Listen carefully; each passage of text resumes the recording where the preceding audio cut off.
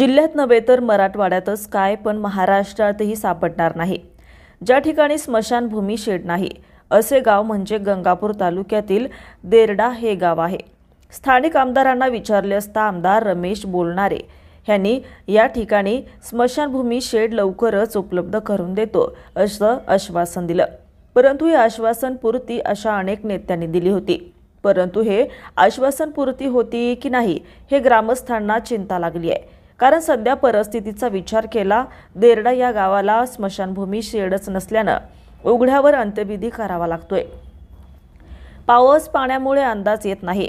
पावसाच्या आणि भीतीने अंत्यविधी लवकरच आटपून किंवा चालू पावसात त्या अंत्यविधीला अग्निपदार्थ टाकून लवकरात लवकर नष्ट करण्यासाठी प्रयत्न केला जातोय। तरी या स्मशानभूमीच्या बाबत कित्येक दिवस चालणार देरडा येथील ग्रामस्थांना पडलाय। संबंधित आमदारांनी शेडची दखल घेतली का असा प्रश्न सध्या निर्माण झालाय। आमदार सांगत आहेत की विधानसभा होऊ द्या, पुन्हा आमदार झाल्यानंतर मी आपला विचार करेल।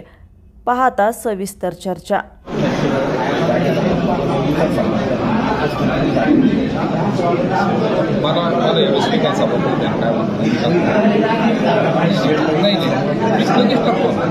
नवीन घडामोडी आणि ताज्या बातम्या आणि अपडेट्स लवकरात लवकर पाहण्यासाठी आजच आपल्या सूर्यवार्ता न्यूज चॅनेलला लाईक करा, सबस्क्राइब करा आणि बेल आयकॉन प्रेस करा आणि शेअर करायला अजिबात विसरू नका।